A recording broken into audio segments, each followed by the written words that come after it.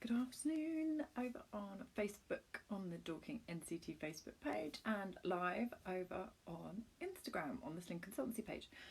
Good afternoon. Feature Friday this week discussing a topic which is facing away from you or forward facing. There's lots of different language around the positioning that you might use, but essentially it means facing your baby outwards away from you. Firstly, is it dangerous? Not necessarily. Is it going to damage their hips? Unlikely. Is it optimal? Often not. Now, with any of these things, you will know from me that there are not absolute black and whites with this at all. There's lots of grey around what might feel optimal, what might feel comfortable. And typically facing outwards in a sling is something that we're used to seeing because typically in this country we have a history of using narrow base carriers. Narrow base carriers do not support knee to knee, which means it doesn't support the pelvic tilt, which means baby's back is straight, which means their head goes back, which means there's fixed head support, which means when baby looks left and right, they really can't see very much. And so those carriers typically do offer facing outwards. So it kind of feels like that's what we do. When they start getting a bit aggravated with not being able to see very much, typically from about 4 months onwards, they can get really frustrated, and so we go, oh, well, we turn them round. And it's a really common question we get at Sling Library is, can I face my baby outwards? And you absolutely can, and it's not going to cause particularly issues. The main thing is if they fall asleep, you need to be really mindful of their airway. So if they fall asleep and they're slumping, it can compromise their airway. So the recommendation is that you turn them round when they fall asleep so that they can then rest their heads on you and you can check their airways much better. With facing away, you tend to get a disconnect because you actually can't have eye contact generally when they're facing directly outwards because they're literally right here facing that way. And that can feel quite difficult from a communication point of view. And we shouldn't discount the importance of interaction and communication and eye contact with our babies, especially those who haven't got to the general typical age where they understand object permanence. So object permanence is we hide something under a tea towel or under a muslin and baby does not know it's under there. They just think it's disappeared. And babies often don't understand that concept until they're about 8 to 9 months, around that. So if we are deciding to face our babies outwards at 5, 6 months old, we need to understand that we still need to make sure we're creating that connection with our child because they can't see us, and we need to make sure we're talking to them and doing all those things. So the key thing is to do it responsively if you're going to do it, and also to use a slightly wider base carrier to do it because it does tend to put their knees up in a higher position. You tend to find that that's much more comfortable for the person doing the carrying as well as the baby. So if we choose to forward face, there are a few options, and we have some of those in the Sling Library, and there are videos showing you that. There's also videos showing you how to optimise your narrow base carrier. So when we think about facing our babies away, we need to juggle the loss of connection, the loss of language, the loss of them understanding that we're not there because they can't see us. So a really important thing is, really loud, car goes past and they haven't got your face to look at to reassure them that that's okay, because they will look at you for your cues.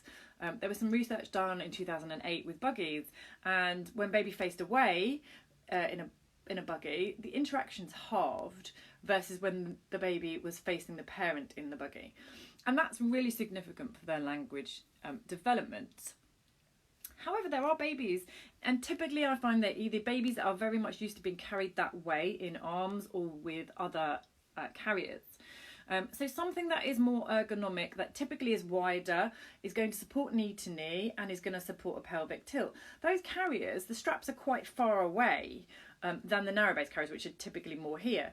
That generally gives them quite a big window to see, and so you tend to find that swapping out what you're using may be beneficial rather than being fixed on wanting to face your baby outwards. Also, it's important to just be mindful of their cues. So if you know they're falling sleepy, then get them ready and turn them round. Some carriers do need adjusting from facing away to facing inwards, so you might need to just adjust that so that you can make sure that's going to be comfy for you as well as your baby if they're going to be sleeping. Another alternative is a hip carry if the carrier that you have supports that position. There's videos for hip carrying, but a hip carry is a lovely option, or what I would call off-centre, sort of more here on your body, because they can still see your eye contact, but they can still see the world. So if they're feeling a bit overwhelmed, they can choose to snuggle in. The main issue with facing away is that they literally are bombarded with everything at their faces. There's nothing that they can do to do that. And so what you might find is that they shut down and they may fall asleep. And that doesn't always equate to being relaxed and happy. It's a way of staying safe.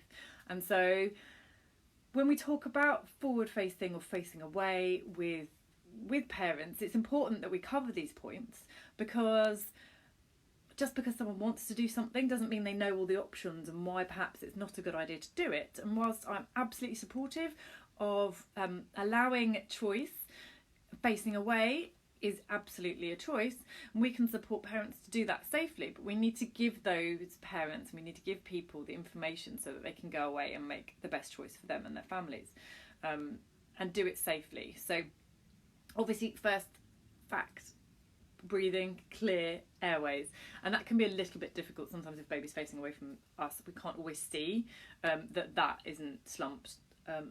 We just really need to be mindful of that, and especially in babies that are quite young and we're facing them away and the sling is too high. So that's a really big factor.